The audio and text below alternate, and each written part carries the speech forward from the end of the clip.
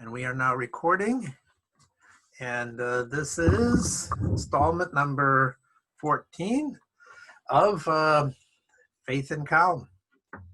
Yay! Wow. Yeah, and Emily just joined in. So, very good. We're just starting. This is number 14 of Faith and Calm. We are now recording. And everybody's finishing off their dinners. And we're all set to get going. I thought this week, at least I would talk a little bit about the previous Lubavitcher Rebbe, the Friedeker Rebbe is referred to as. Mysteriously, the door just opened behind me. Spooky. No, Oh, you're listening? I thought, maybe he came to join. I don't know. What's going on? The Friedeker Lubavitcher Rebbe was born in 1880 and passed away in 1950. So you were thinking about the, no, you should be thinking about this one. Let's do a screen share. We're talking about Rabbi Yosef Yitzhak Schneerson. I don't know if they, can you guys see it? Yep. Yes. Okay. Yosef Yitzhak Schneerson. Okay, so born in the city of the little town of Lubavitch in Tsarist Russia in 1880, and has passed away in New York in 1950. And that was a year later, the Lubavitcher Rebbe took over. The reason we're talking about him is his birthday comes up on the 12th of Tammuz, which is this coming Shabbos. And it's also the great day of his liberation from his death sentence by the GPU in 1927, and he was released from prison. And that's what we're going to talk a little bit about here and about the lessons that is for us today.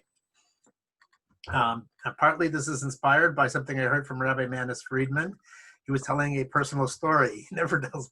He's all of a sudden become a softie, and he starts telling stories personal about himself.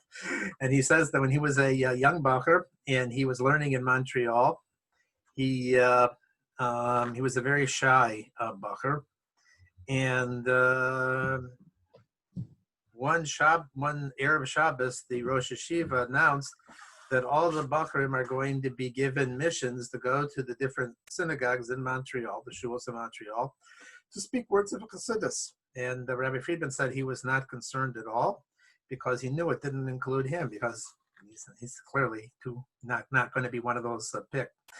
Anyway, came Friday, and the Rosh Yeshiva came over to him and said he wants him to go to this and this yeshiva. And he says, "You can't mean me. I'm not a speaker. I'm shy. I just don't do this kind of stuff." And the Rosh Yeshiva says, "Yes, I do mean you." And he says, "I don't want to go." And the Rosh Yeshiva says, "I'm not giving you a choice. I'm giving you an order." And Rabbi Friedman says, "I don't speak. I don't do this kind of stuff." And the Rosh Yeshiva says, "We're not negotiating here. It's an order. You're going." And so he had to go. And he was terrified. He prepared himself. But he was really terrified to speak publicly, and he came to the shul, and he spoke words, prepared a sikha to speak over, and then he came back, and the Rosh Yeshiva told him afterwards that he got a call from the yeshiva, and they said that's the first time a guest speaker ever came and spoke clearly, and they really understood what he was talking about. And from then on, he was a public speaker.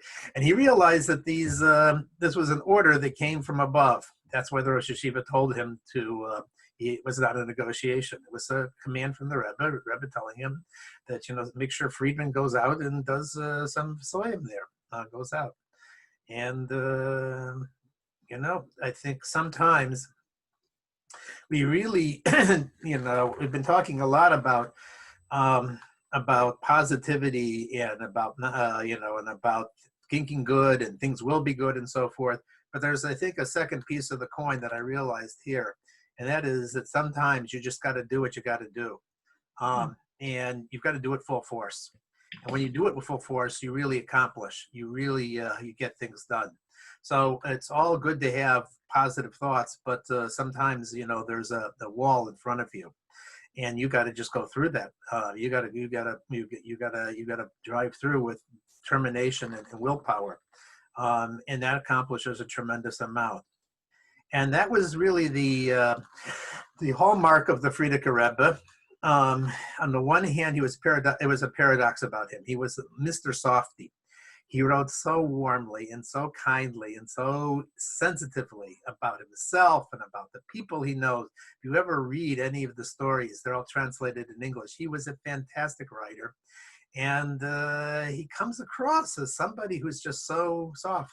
On the other hand, just like I saw the picture, the first time I ever saw the picture of him, I was just like, that's Mr. Awesome and scary. You can't go straight like It that. just You have didn't. to go. You have to go share. You didn't hit share. I don't hit share? No, I am sharing. No, You're sharing. do you guys see it? Yeah, they see You it. do? Yeah. Okay. This does not look, and that's what he was. He stood up against the entire Russian regime. So let's talk about that a little bit. So, I mean, he tells us, the Frierdiker Rebbe tells the stories about himself and so forth. And he says that, one time it was when he was like a little kid, like he was 11 years old, he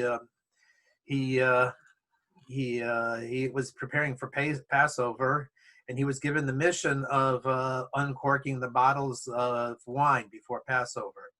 And he was given a new suit too. He was very carefully trying to open up the bottles before Passover, but also being very careful not to damage in any way his suit and his nice shoes that he just got. And his father saw him. He writes this in the story. And his father, who was responsible for his education, says to him, he says, when a nobleman is eating at his table, and he has a dog underneath the table, he passes the scraps of food down to the dog underneath the table. But that's okay for a nobleman. But if a nobleman also goes underneath the table to eat the scraps of food with the dog, that's not appropriate. And the Frierdiker Rebbe got the message, and he was so ashamed by his fascination with his new clothes that he says for the entire Passover he was afraid to even look at himself in his shoes. So it shows you how deeply sensitive this kid was. And there's many stories about it. He was just a very sensitive kid. On the other hand, when things demanded that he act with alacrity and with zerizus and with power, he did. Another story, just he writes in his book, is this is one of the books there, the stories of the Rebbe. For kids.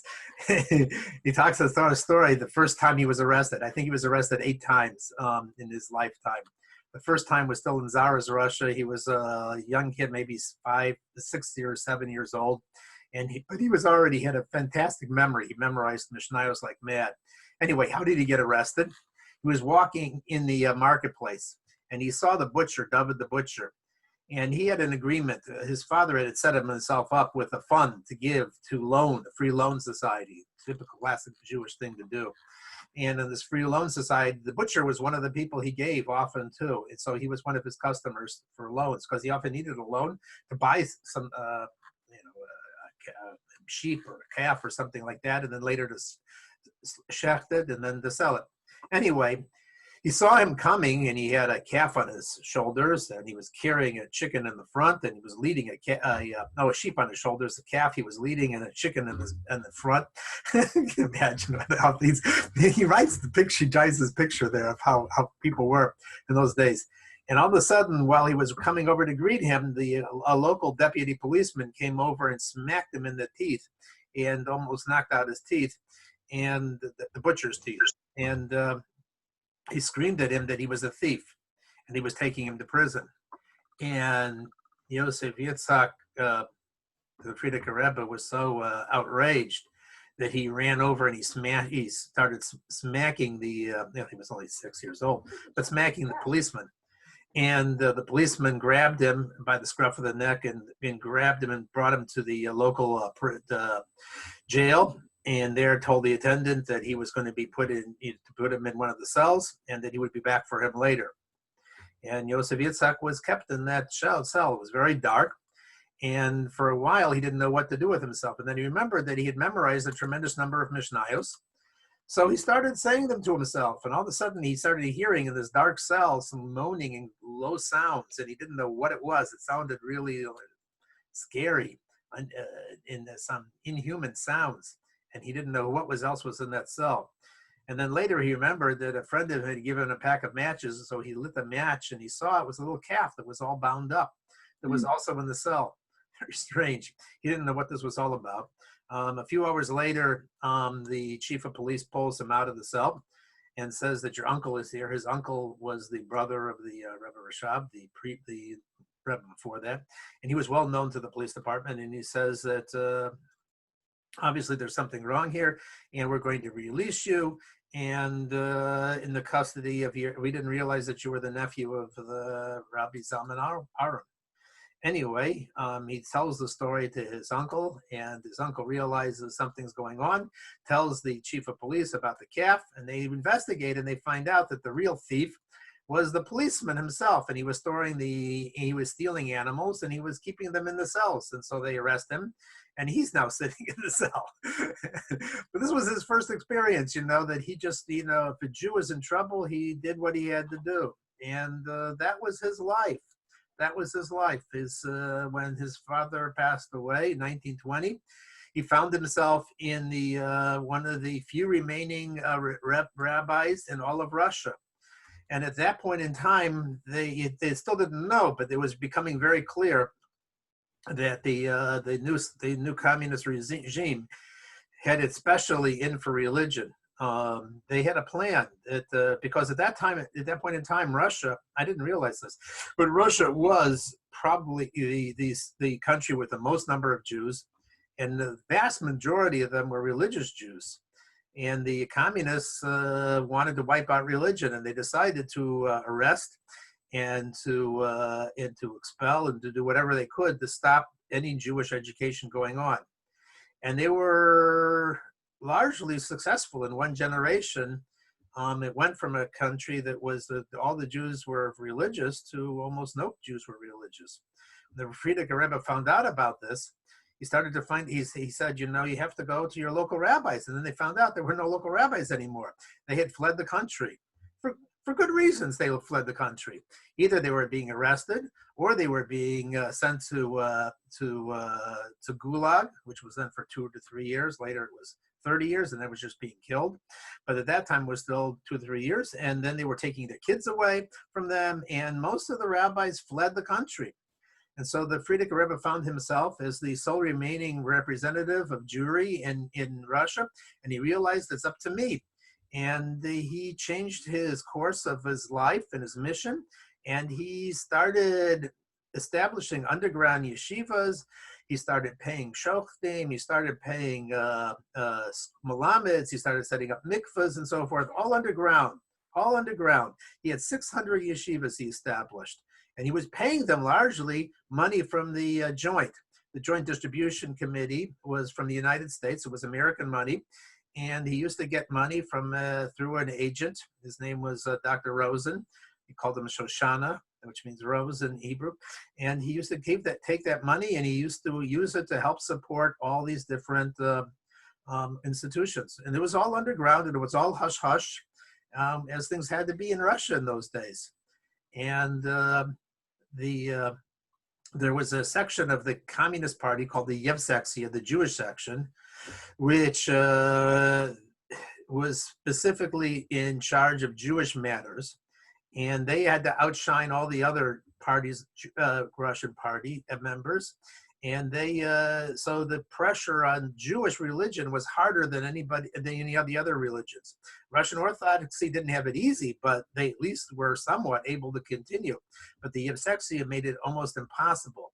And when they started realizing that all their efforts were not working, they started to try and figure out, how is this all being coordinated? Who's in charge? And by 1927, they basically figured out that there was a hierarchy and that probably the Schneersons were in charge. And they decided to arrest Yosef Yitzhak Schneerson. And that's what they did. They, until 1927, in the middle like 11 o'clock at night, they broke into his house. They terrorized everybody who was there, and they put him away in a steel wagon, and they brought him to Spolenka prison in Leningrad, which even today, if you stand outside of it, is a frightening building. There used to be a statue of Felix Dzerzhinsky, the head of the KGB, in front, and at that time they were called the GPU, not the KGB. And they brought him, he writes in his book, down a corridor at 2 o'clock in the morning.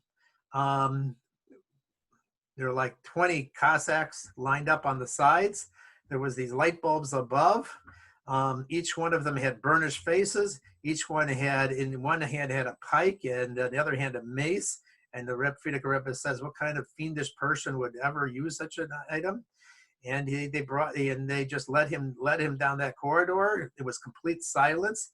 He walks down that corridor, and it was a death sentence. And he writes, that there were, he could hear the firing squads every night, day, whatever, is they were putting people to death. And the people did not leave Sperlenka, usually dead, if not, or in prison. And they were planning to kill him. There was a huge international effort organized around the world. Part of it was in America, Louis Brandeis, other people, Hoover, a lot of other people here. The Joint Committee. It took them quite a while, but he was released on Yud Beis Tammuz. I just want to tell one more story about the prison because it's sort of interesting. So he was in the prison. He remembers going into this room at 4 o'clock in the morning, and he describes the room. This is how he writes. It's just so beautifully painted. He says he walks into a room at the end of that corridor that was 6 meters by 6 meters. There were tables all around on 3 sides of the wall. Inside there was a platform where officials stood. There were 3 officials in uniform. But around the tables, at each table facing the wall, there was a secretary, a female secretary, smoking a cigarette. And facing each secretary, there was a prisoner that was facing. And they were busy writing down on questionnaires all the information about the person. As the Frierdiker Rebbe writes, he says this information was going to be used eventually against them. So it sounded like innocuous little questions, but everything they took was eventually going to be used in their trial. And it was very silent in that room. Everything was said whispers, and each of the prisoners was speaking as fast as they could about their stuff, and the secretaries were writing down the answers. And it was a very strange scene that he was brought into. When each prisoner was finally finished, they would hand him what they called a yarlik, which was a luggage tag, and with a number on it. And after that, they became a number. They had no identity themselves. So he was a guy, a nice, kind gentleman in his upper middle ages. Stood up from one of the tables, who was wearing eyeglasses, and he says he probably was a bookkeeper or something like that. And they said, you're going to sit over here where he's interviewed. And the guard comes over to take the previous guy away and says, wow, look how much information we have here. And the guy got so disturbed that he was shaking and his eyeglasses fell off, and then they dragged him away. He's just describing the scene at 4 o'clock in the morning.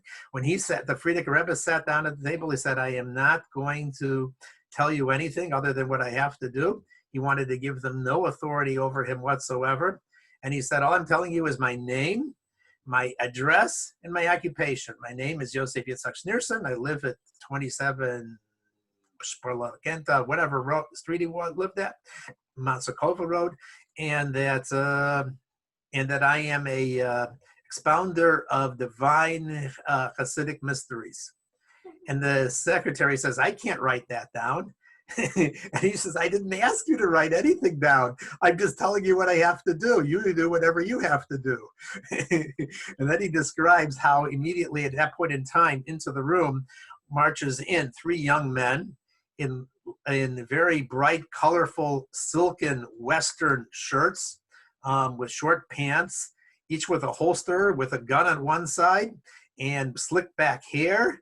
And everybody in the room just gets like terrified because obviously these are very high officials and they don't normally come into the room. And they said the eyes were like scanning back and forth, back and forth, back and forth like mad. And they walk over to the table where he's at, and they were obviously waiting for somebody like him to exactly come in. And they come in and they look at the secretary and they say, just write down whatever he says. he's like, this is the way the Frierdiker Rebbe writes. And he just like, utterly unshakable, utterly unflappable. Why is it I'm telling you these stories? The main reason I'm telling the story is that the Frierdiker Rebbe, he had an attribute we call Mesiras Nefesh, complete self-sacrifice. And it's his father told him that when he becomes the Rebbe, that's what's going to be demanded of him in the time, and he foresaw that this is what was going to happen. And he said, you know what is Mesiras Nefesh? Mesiras Nefesh is that when you're traveling down a road and there's a wall in the way, and you do not try and use your hand to push that wall away. You take your head and you just smash into that wall, and you pretend like it's just not there, and you just go forward.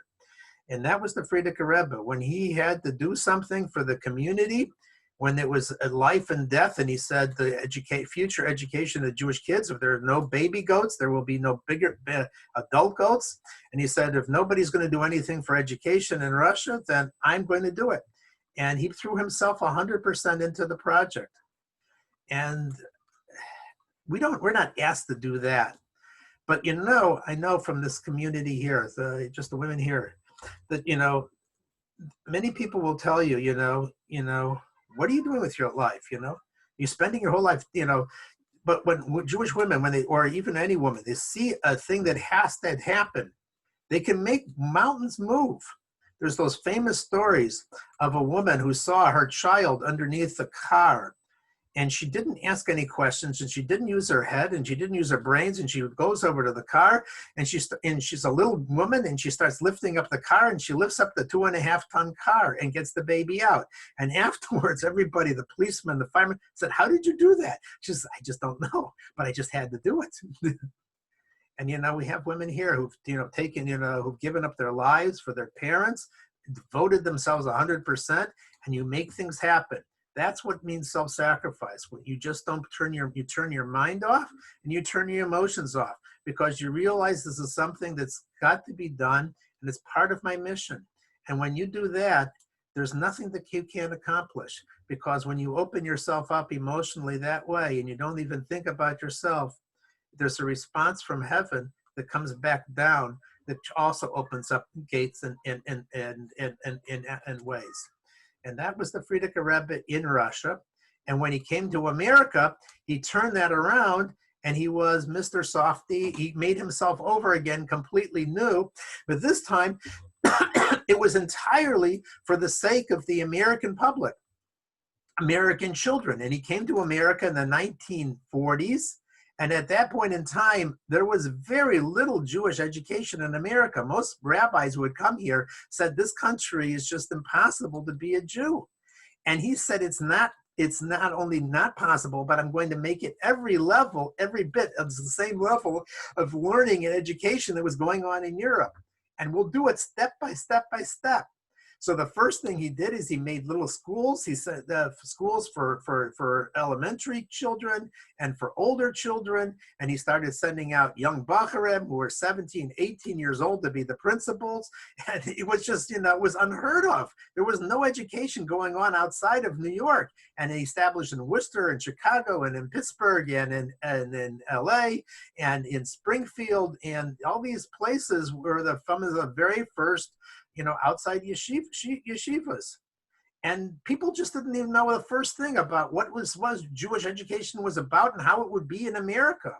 And he faced opposition. So these are the last two stories I'm going to tell you. So one of them was his son-in-law, not the Lubavitch Rebbe, the Menachem Schneerson, but Shmarya Garari was in charge of the elementary schools. And at one time he came over and he says, the boys that I'm teaching, they all want to play baseball. Because that was a thing in the 40s and 50s. Baseball. Jewish kids, they play baseball. And he knows a lot of people who, are very opposed to this. So I'll tell you a story about baseball and how the Frierdiker Rebbe looked at baseball. So the Rosh Yeshiva used to always confiscate the ball whenever the kids were playing ball, because it's just not a thing done. It's not what yeshiva religious kids do.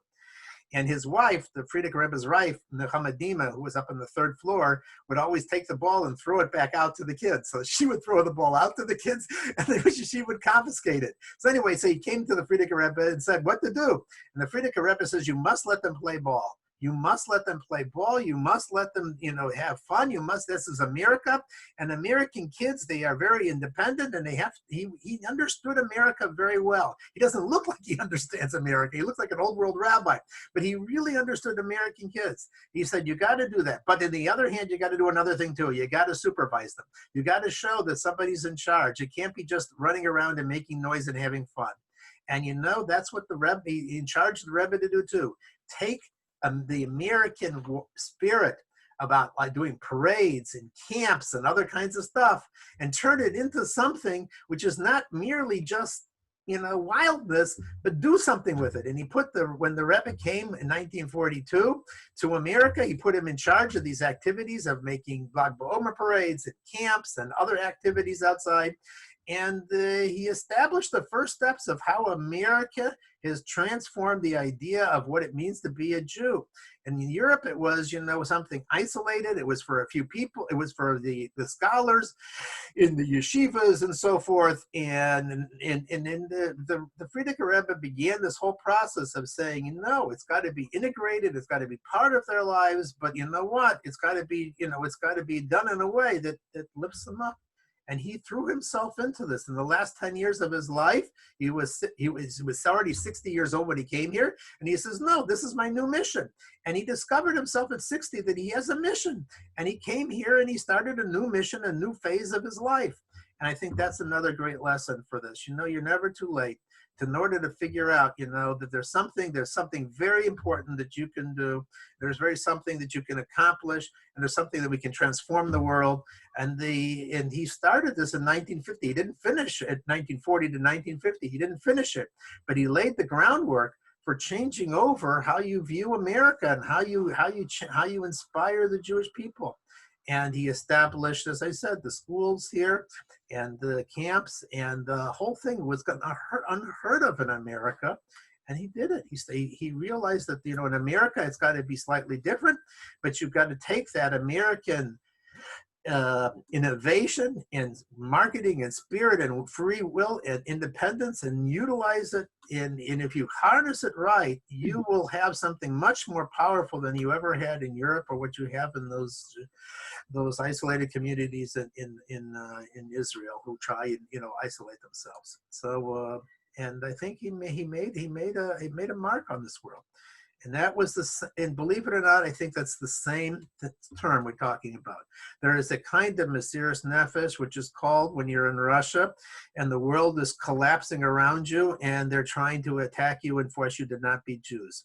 But there's another kind of Mesiras Nefesh, self-sacrifice, that has to happen when it's in your country of affluence and wealth and free spirit.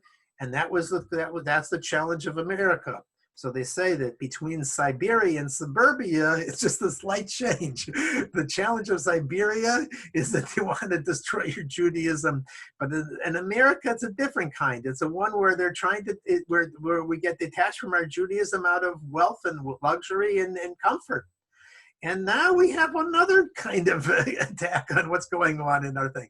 And then I think that this is really what we need to do, is what's going on in the world. There's a lot of confusion and there's a lot of ambiguity.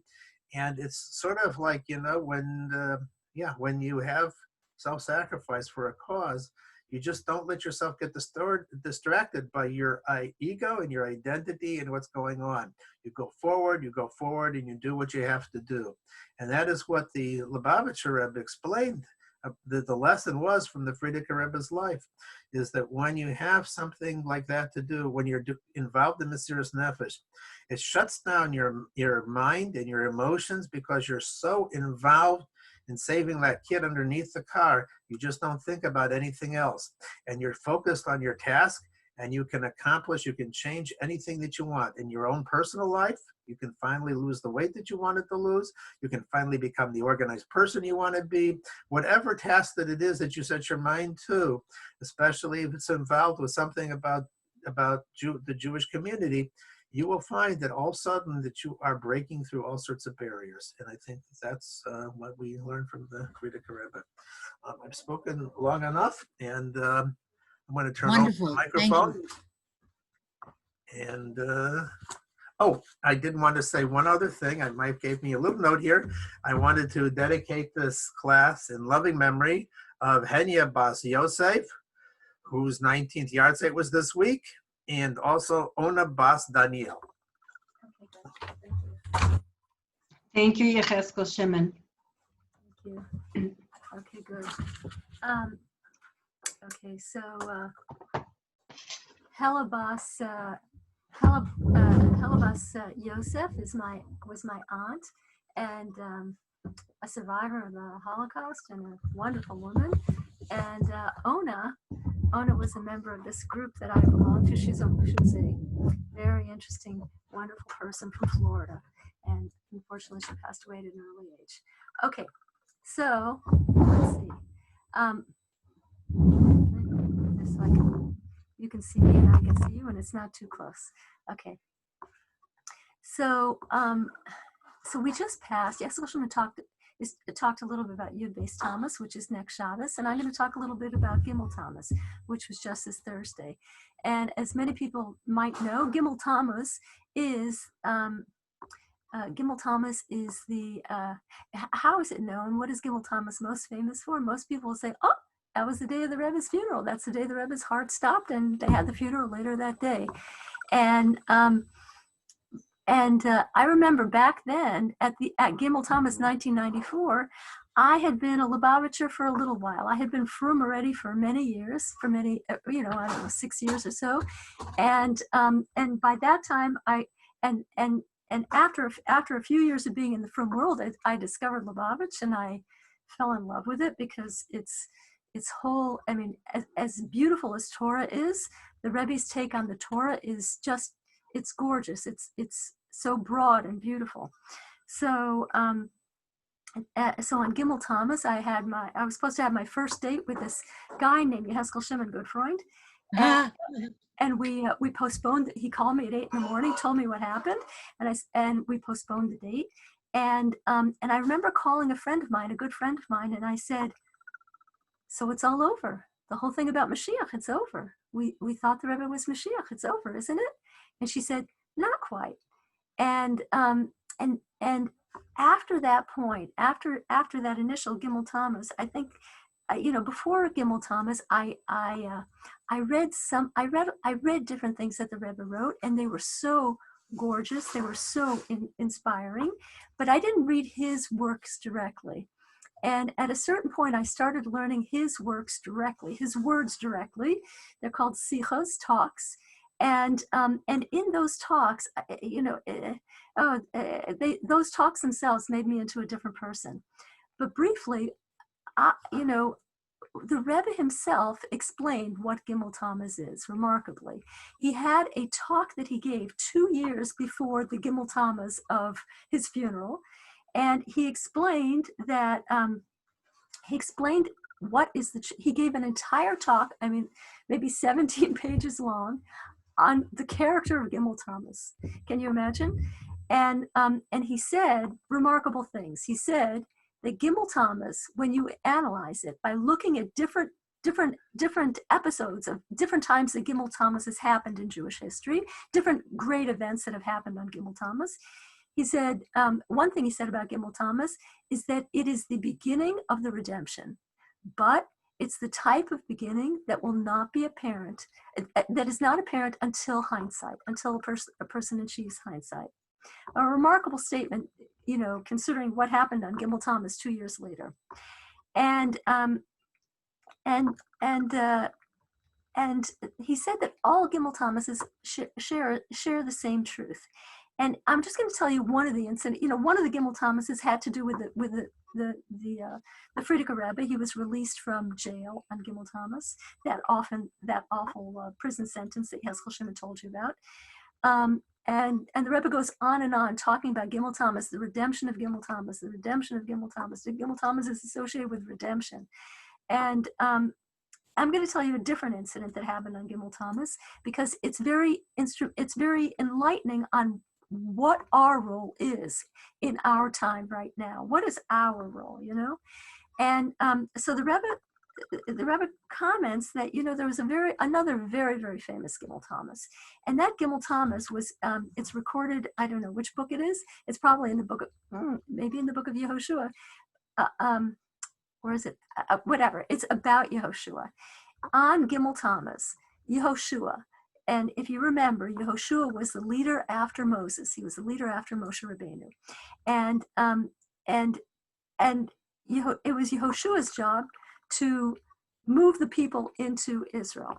Moshe got them through, he brought them with the miracles out of Egypt. He crossed the desert, and it took them 40 years for various reasons. And right before they went in, Hashem did not let Moshe go into Israel. And Moshe passed away, and Yehoshua took over. The Jews would have had it not been for certain things, the Jews would have had a peaceful conquest of Israel, but it didn't happen that way. And Yehoshua's job was to conquer Israel, because Israel was created as the Jewish land. And so at a certain, and I want to tell you, it's a very important thing to know, if you don't look at the direct sources, and even if you look at the direct sources without deep knowledge of it, you could read the conquest of Israel completely wrong. When the Jews came to Israel, they didn't just wage war with the current inhabitants. No, they said, Israel is meant to be the Jewish land. It's meant to be the Jewish land. You can stay in Israel. Anybody who wants can stay in Israel. What they have to do, however, is Israel is a holy land, and they have to agree to keep the Sheva Mitzvahs B'nai Noach, which are 7 laws about, you should set up courts of justice, don't kill, don't steal. There's 7 of them. That's what you have to do. In order to remain in Israel, you must keep the 7 laws, because it's a holy land, and the Jews need to keep their mitzvahs, and the non-Jews need to keep their mitzvahs. It's a requirement for living in Israel.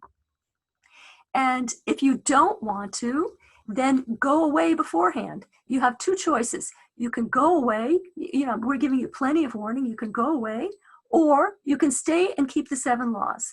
And the people that they fought were the people who said, no, we're not going away, and we don't want to keep these 7 laws, which are extremely simple, basic laws of morality. I mean, like things that you would think anybody would accept, right?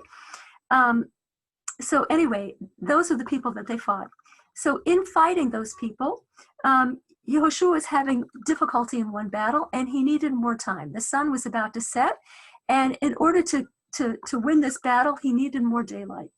And so he said, sun, stop. I need more time. And, God allowed the sun to stop. The sun stopped, and Yehoshua continued the battle, and he won the battle. So it's a famous, okay. So anyway, and the question, the Rebbe raises a question. It's a very interesting question. If Yehoshua wanted a miracle, and this was really a miracle for the sun to stop, if Yehoshua wanted a miracle, why didn't he just say, God, can you win this war for us? That would be very helpful. And but he didn't do that, and God didn't want him to do that either. Why? And the Rebbe says this is a lesson for all of us in how God sees life and how we should see life.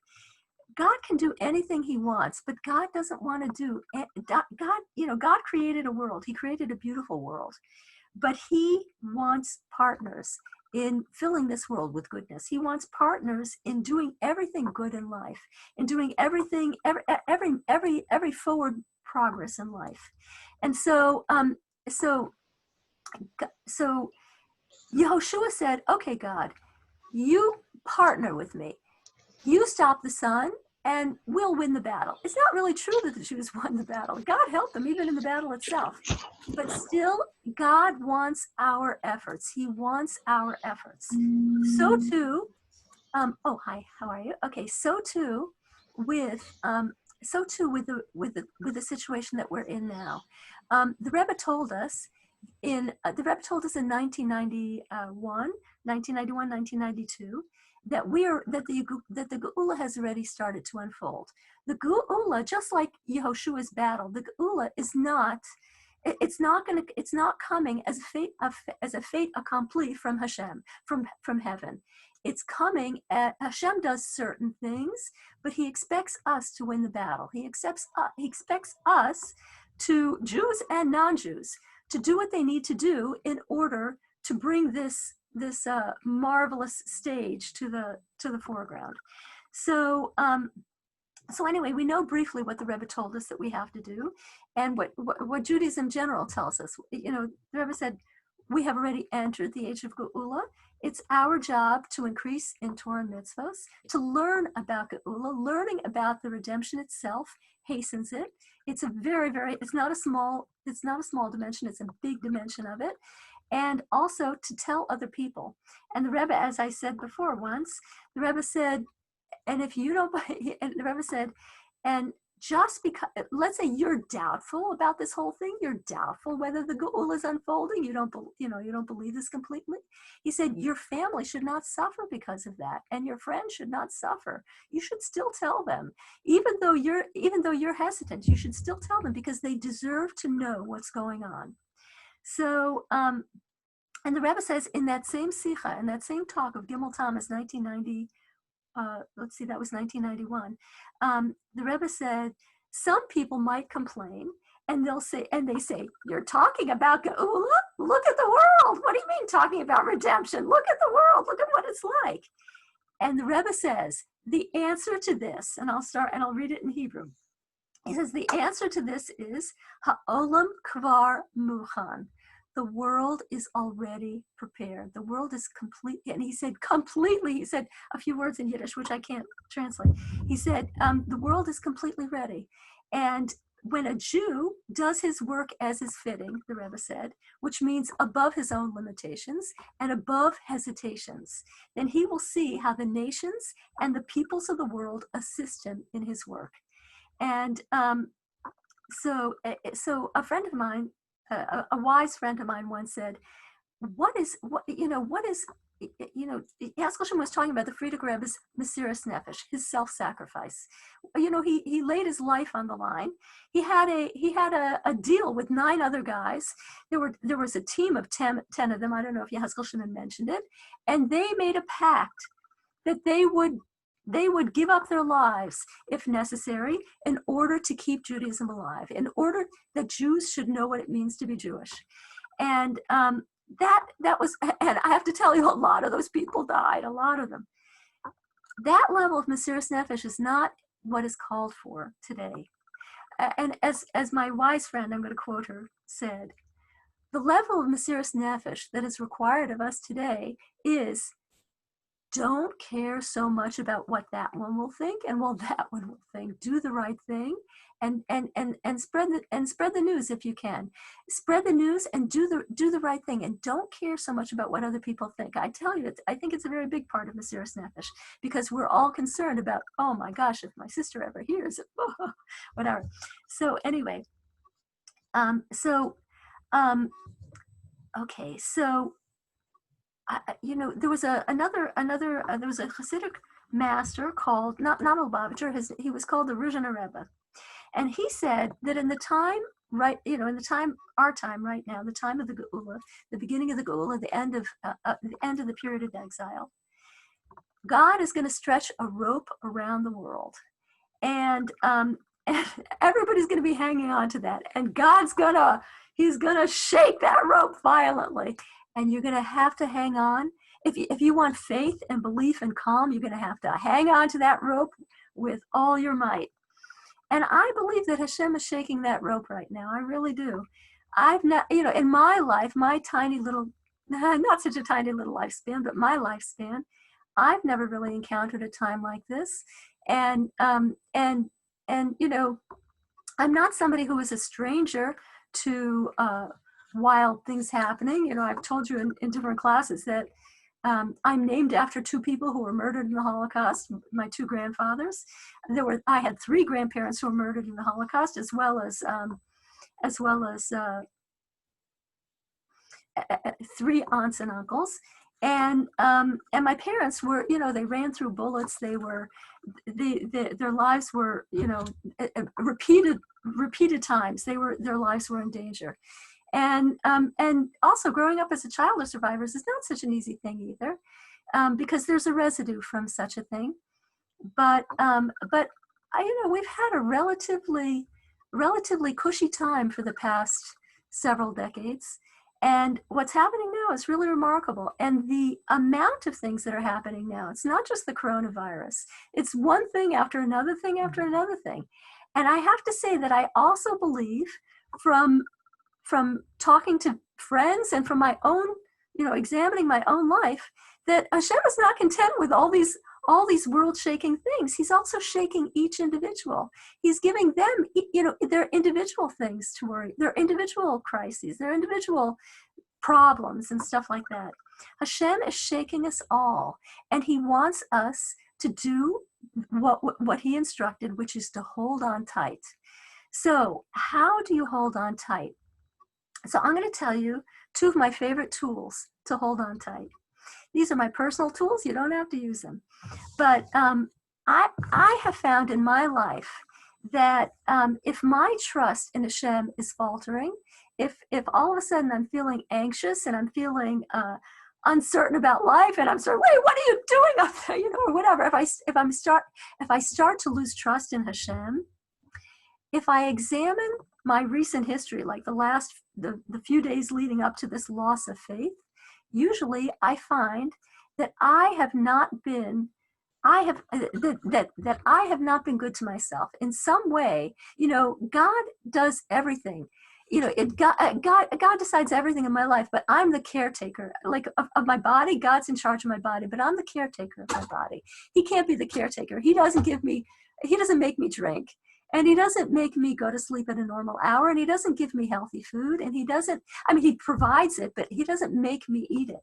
So if I betray my own trust in myself, if I'm not taking care of myself, I am less ready to believe that God is taking care of me. And the more I take care of myself with my basic needs, not luxuries, but food, drink, sleep, encouraging comments, lack of self-criticism, the more I take care of myself, the more I'm ready to trust Hashem. It's a remarkable thing. I think it all starts with me. So that's one thing I would say. And my second thing, I'm wearing it. My second favorite faith and calm tool. And did I wear this when we had women's yeshiva, or is this a new thing? Did I wear this? Yeah? Okay. So, you know what I had in women's yeshiva? I think I had a watch. I had a watch. You had a buzz. Yeah, I had a watch. And I had a long time ago, I came to the conclusion, if I would just remind myself on a regular basis to trust Hashem, then it would be, just like people had to, I read in an article once that to stop grinding teeth, if you set a timer and then you watch, what are you doing with your teeth? And you notice, oh, I'm grinding, and you stop, it helps the person stop grinding. I was thinking, oh, I'd love to do that for faith. But back then I couldn't find a timer that I could wear. And I won't tell you the whole story, but I discovered, there's timers on sports watches. So anyway, in the end, I found a potty watch that had the best timer. And I wore this potty watch until one day at parent-teacher conferences, I'm wearing my potty watch. And one of the parents looks at my watch and she says, oh, my daughter wears the same watch. And I said, really? I wear it to remind myself of my trust in Hashem. I'm thinking, oh, she really believes that. So anyway, since then, I graduated from that to something I wear around my neck. And it's what is it called? It's what brand is it? It's a Taylor. When I use this, I'm invincible. When I use this, and I set it depending on how bad my faith is. I set it for shorter intervals. If I'm doing fine, I can have very long intervals, and if I'm doing fine, I can go without it for long periods of time. But if I see my faith is weakening, I put it on. I set it for every 20 minutes.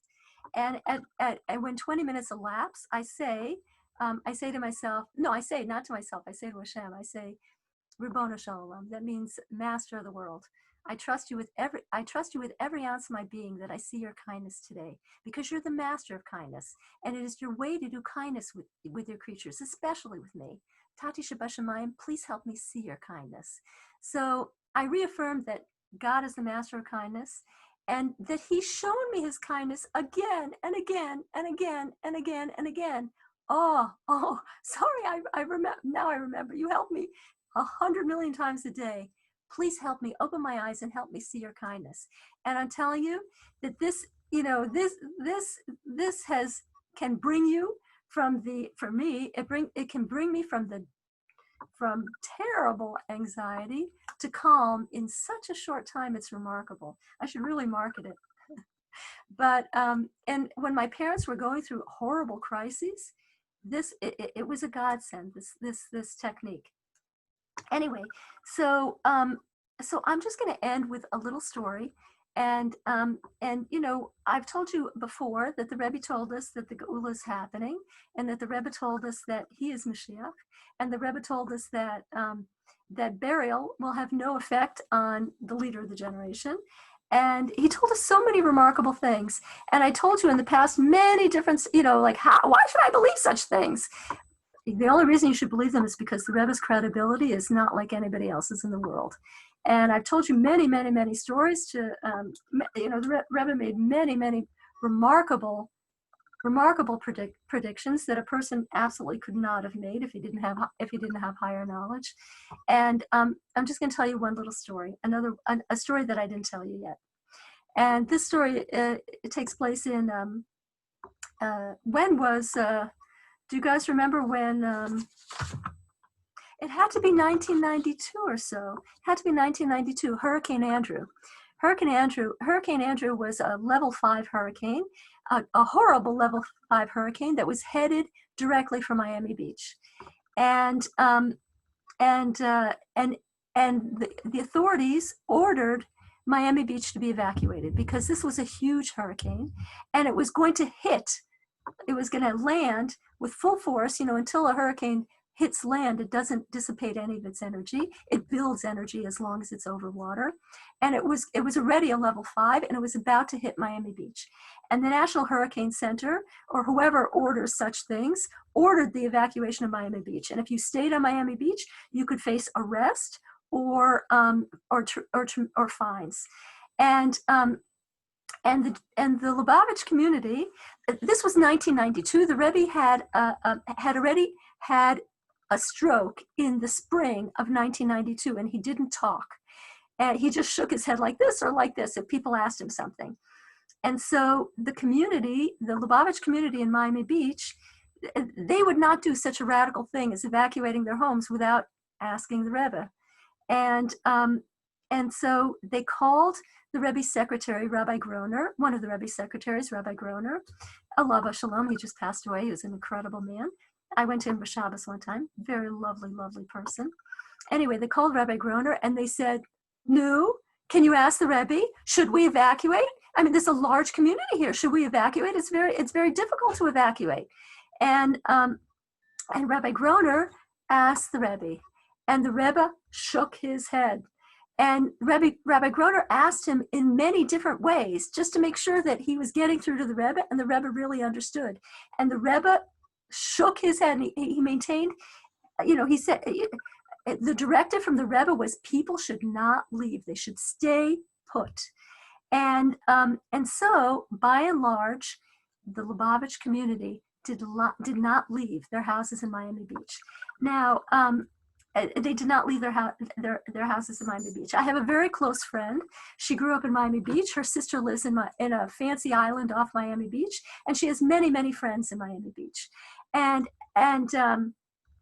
as she tells me, the police, the night after the evacuation, the night the storm was supposed to hit, the police went through the Lubavitch community and knocked on doors. And they said, "You're staying? We need your name. We need the name of everybody who's staying here, and we need to know your next of kin so we can tell people in the morning that you're dead." And they went from house to house to house doing this. And my friend's friend said it was really quite amazing. And they gave them all the information. And my friend, her sister was on one of these man-made islands off of Miami Beach. Her sister is affluent. She lived in a beautiful all glass and with a little bit of wood house in one of these beautiful islands. And my friend called her sister to say, the Lubavitcher Rebbe says, stay put. He says it's better to stay put. And so her sister was not a Lubavitcher, not Torah observant, whatever yet. So she said, her sister said, what? So he plays dice with human lives, does he? And so the sister and her husband evacuated. They evacuated to Coral Gables, which is inland compared to Miami Beach. And the National Hurricane Center said with no reservations that it is virtually impossible for this hurricane will hit Miami Beach. It has been going on such a straight trajectory that it is so unlikely that it's going to change in the last minute. It is so straight that this is going to happen. So my friend's sister went to Coral Gables, and the rest of Miami Beach completely fled. And as history told, as we know, in the very last minute, the hurricane completely changed its course, didn't touch Miami Beach, and hit Coral Gables.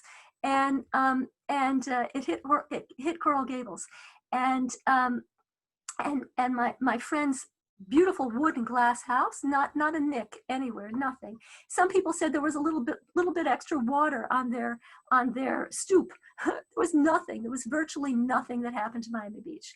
So the New York Post, and it was covered by everybody. The New York Post, everybody talked about the Lubavitcher Rebbe, the Miami Herald, everybody. And the New York Post gave a headline that said, "The Rebbe's advice, simply divine."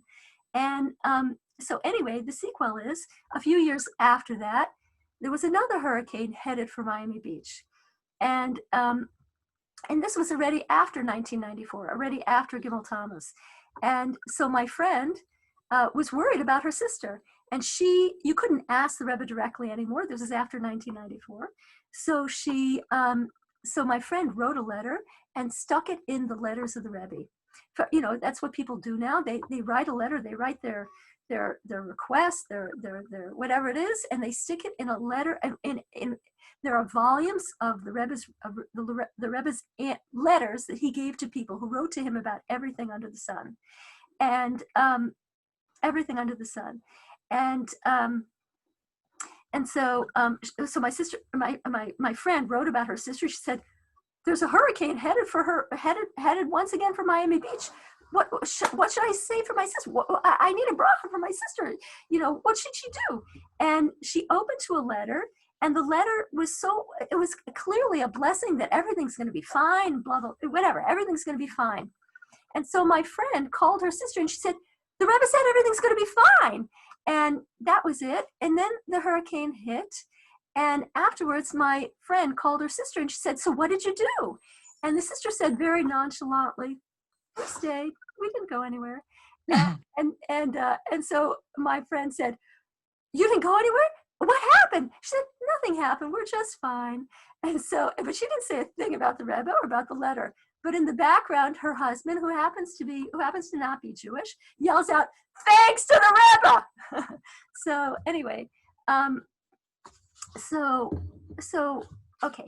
So to conclude, I think that everything we do now, there's so many ways to hasten the geula in our personal lives. Number one, staying calm, and staying calm and staying and connecting to Hashem in any way you know how, talking to Him, doing whatever it is that you can do, and telling people, you can, and reading about the geula, reading about the redemption, so that you can tell other people about it, and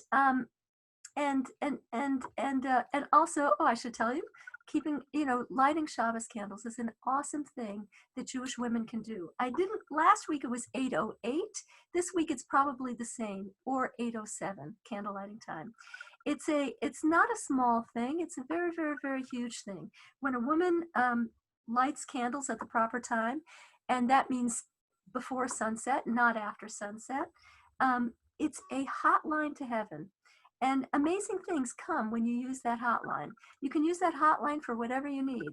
But it's called in Hebrew an ace ratzon. It's such a time of opportunity. It's something that we should all grab and run with. So anyway, does anybody have any questions? Nobody has any questions? Okay, good.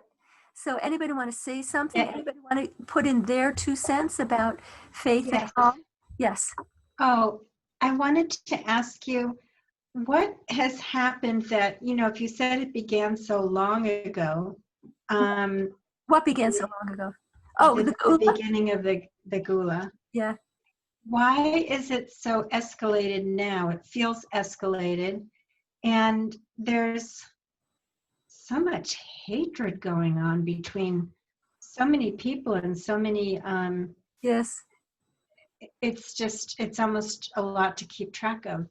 Okay, so I'm gonna turn off the recorder because I'm gonna tell you a very personal story, and I don't want it to be recorded. So how do I Right. stop? Okay.